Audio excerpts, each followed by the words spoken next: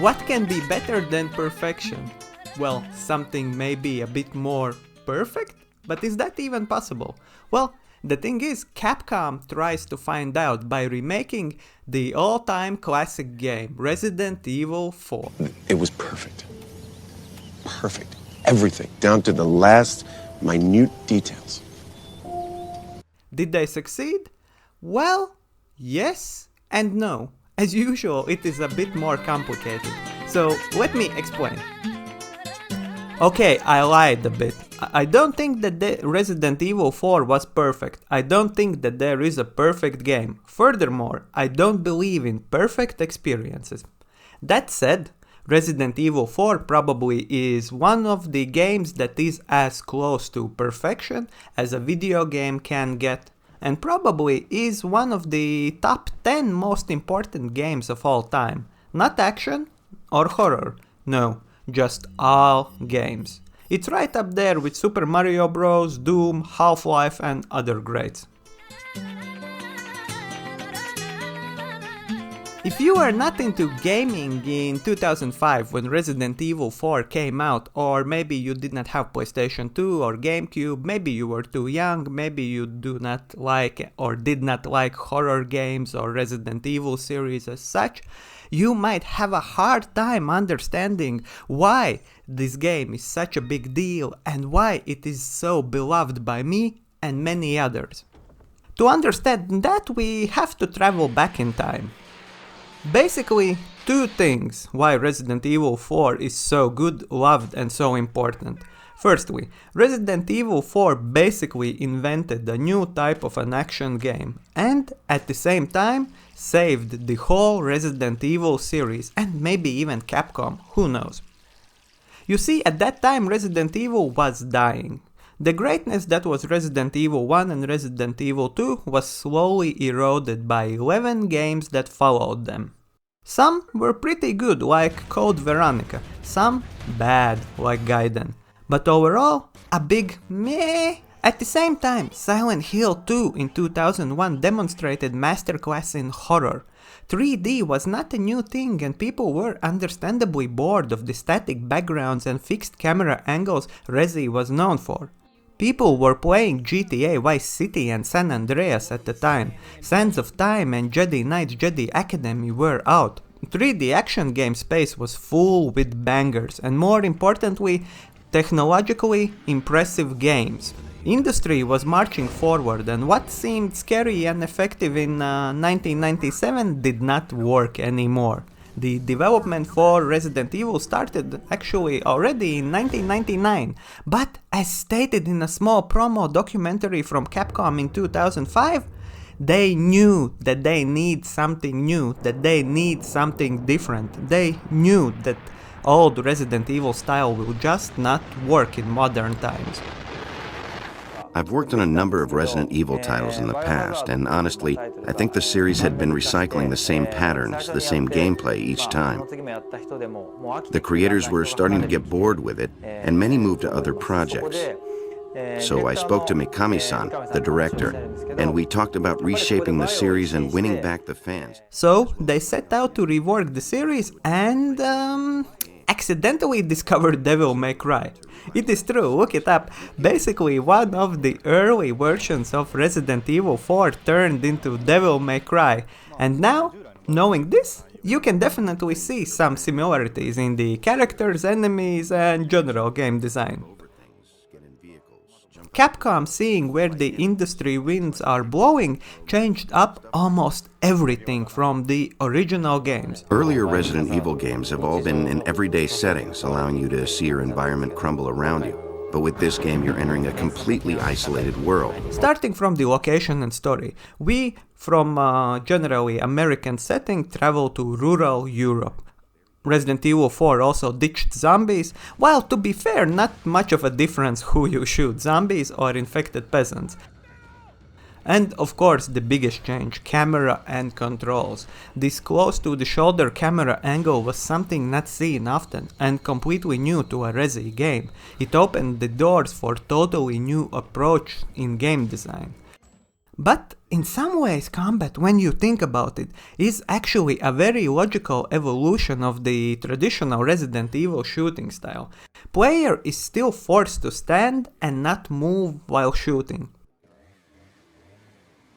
But here, of course, you could target specific body parts. That again gave a lot of different things devs to play around. Ability to headshot or cripple enemies for melee attacks, and of course, one of the coolest things, possibility to shoot projectiles out of the air. And as I have said before, I think because they made their game around this combat, it turned out so well. It could have easily been a frustrating, uninspired, slow, annoying game, but because the enemy speed, projectiles and the way they move is designed with that mechanic in mind, game feels very fun to play. Players need to decide when to run, when to fight, who to kill and in what order. It is very simple but effective. It's almost like one of those on-rail shooters, but you can move around, find secrets and explore, and that also gives an additional layer to the horror, to the feeling that you are into that world. And it's really good that this game is way more dynamic than the old ones. The areas change quite fast, and until the last chapter the game feels like it is moving very rapidly, and that it is constantly trying to move you from room to room to room. Also helps to mask that the rooms and areas you are in are rather empty and bland, but since the game is very dynamic, since you are moving constantly, you do not have the time to dwell upon it. And this simplicity, this dynamic gameplay is what I like about it. It's kinda sort of basic, some might even say too basic, but I think it's a very quick plug and play game. No hassle, no tutorials, no necessary things, just a quick intro and boom, you are into the game. Peasants start to attack Leon and that's it, you must survive. Find the president's daughter and kill the monsters that get into your way. Simple. I have replayed it many times. And it's not even because of the nostalgia, because my first time playing Resident Evil 4 for real was like maybe 3 years ago. But in this time I have replayed it many times with different self-imposed rules like shotgun only, handgun only, and using the egg to kill the lorry driver to have killed.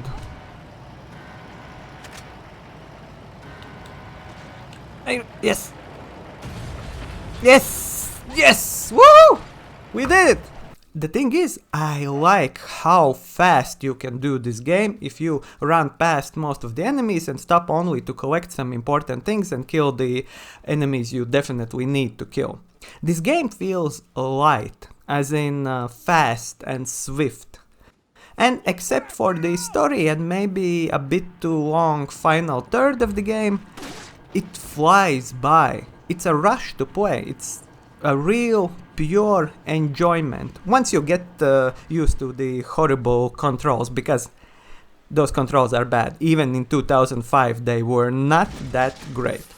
But overall, good game, great game, wonderful game, super important, inspired Dead Space, inspired Evil Within, inspired Last of Us, inspired Gears of War and many other games. Super important.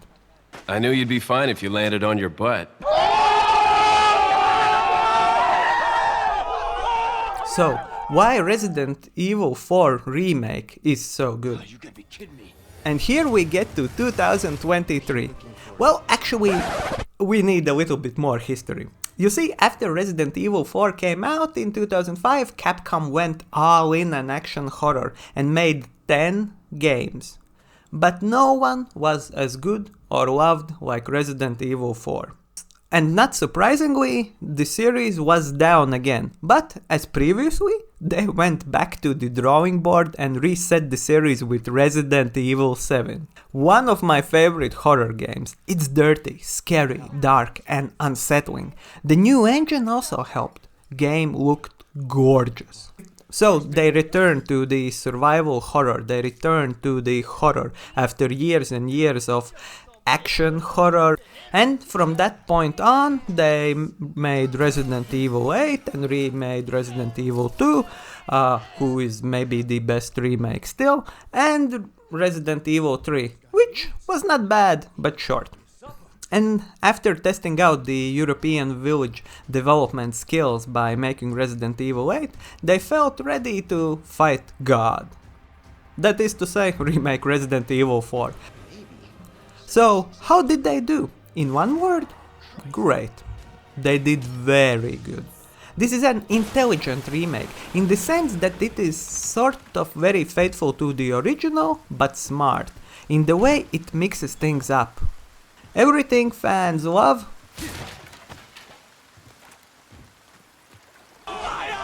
Well, okay, almost everything, or let's say everything sane fans love, is there. Like the dog that helps you in the ogre boss fight and the campy one-liners Leon says. Even some treasures and collectibles are in the spots where they were in the original.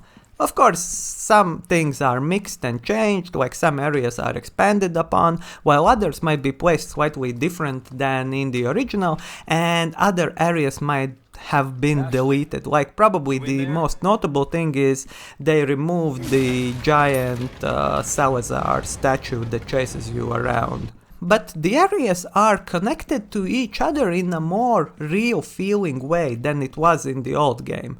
Old game room design and its connectivity to other parts felt very video gamey. You know, very like we just need the player to get from A to B and we really don't care do these areas even could fit together in real life. While here you can almost imagine how the village might have functioned.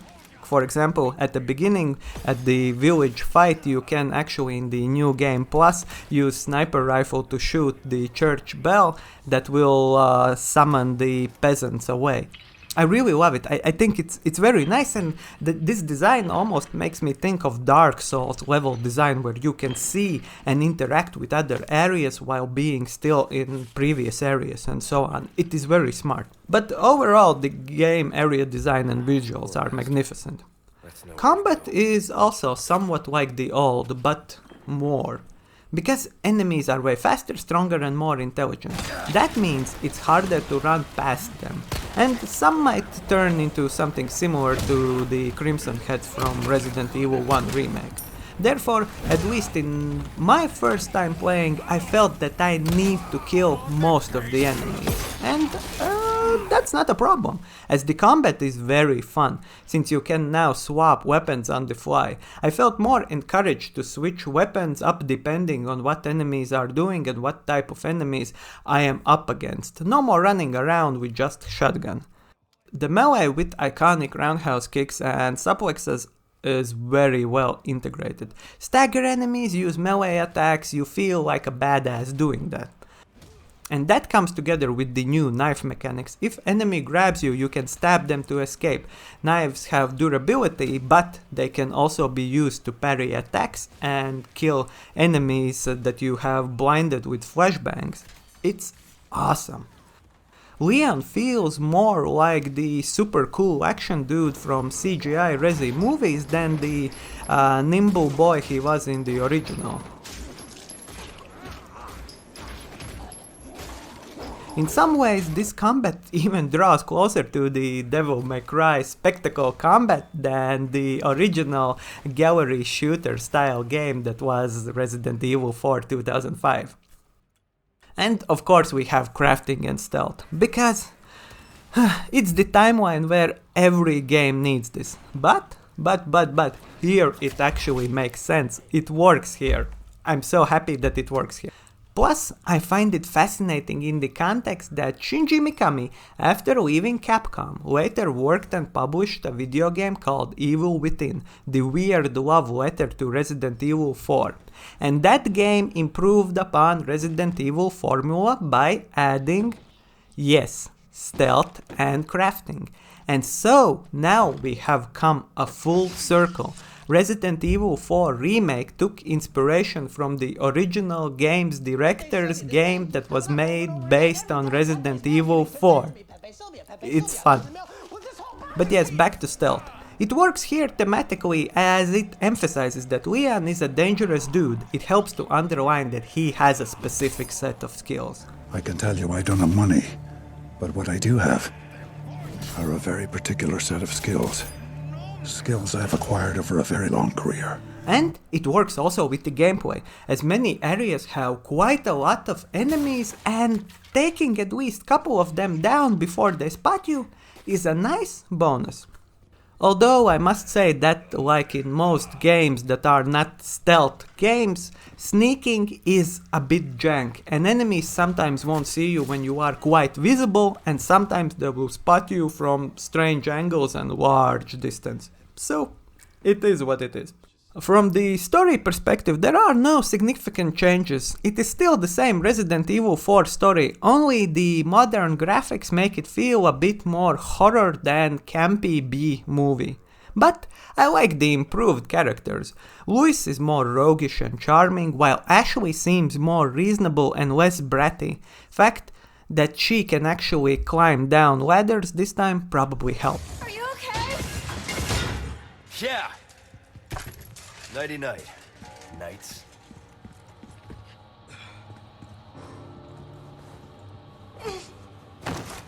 Skills? And her connection with Leon is a bit more explored and believable. She actually feels like a person we would want to protect. She is friendly and helpful. I like Ashley. I like Ashley in this game. Previously, I called Ashley Trashley because she was very annoying if I didn't use the special costume that dresses her in the medieval armor knight set. But here, I like her. She is cool. Over there. And all this to say that this remake is great. The devs had a clear vision of what made the old one good, but at the same time they understood how to update it. It works. It just works. Deliver unto them salvation. But I have one issue. I just don't know if I will replay it as many times as I have replayed the original game. Why? Well, let's look at the game's intro. Let's see how much time it takes for a player, not rushing anything too much, even though I think the old game wants you to rush, to get to the village and see the in-game title appear after peasants go to the church. Even though arguably the new game sets the atmosphere way better and the first village fight is way more intense and action-packed and therefore better, we can see how drawn out the new one's introduction is compared to the old one. And that's the thing. The new game with all its additions feel heavier and more of a chore to start a new game, while the old one was, like I said, wrong metaphor, but plug and play. Enemies are also a bit more tankier, so in general we have lost the arcade shooting gallery feel of the original. And that is, I guess, the only complaint I have. I'm not sure I will commit to more playthroughs, because everything takes a bit more time. More doors, more shortcuts to open, more ladders to climb, more closets and chests to check, and so on and so forth. Despite that, I really must emphasize how good the remake is. I super enjoyed playing it. And on the issue of the heaviness, that is not just a problem of Resident Evil. Same can be said for almost all AAA games now and for like at least the last 5 years or something. God of War 2018 might be one of the strongest gaming experiences I have had in the last 10 or 15 years. Story, combat, environment, everything feels almost perfect. But I have the same feeling with it. Remembering how many walls I need to climb, how many ledges I need to slowly traverse, and how much I need to do to upgrade my weapons and armors, how many dialogues I need to listen to, takes away my desire to have a quick run through the game. And don't even get me started on Ragnarok. Ooh boy. But it's a wonderful game. just like Resident Evil 4 Remake. You can see how Capcom spent night and days thinking about how they can advance the formula, how can they make Resident Evil 4 Remake feel, if not as groundbreaking, then at least as good as it felt in 2005. And I think they found it. It's just that it comes with a burden of mechanics and menus, a burden of doors, ledges, ladders, and collectibles. But yeah, like I said, I still like it. It is a good game. It is maybe not a perfect game, but also pretty close to a perfect game. Now remake Dino Crisis, you cowards. You heard me? Dinos. Right now. Capcom. Make new Dino Crisis. Or remake the old one. Dino Crisis 2 is really, really good. Just remake it. Please? Please? Anyway. Besides that, thank you guys for watching. Like and subscribe, share, comment on what did you think about Resident Evil 4 Remake and Remaster, and do all of the other things, because, you know, like I have said previously, I want to be the next Mr. Beast, want to be the next whoever is on top. Anyway, guys, see you later. Bye bye.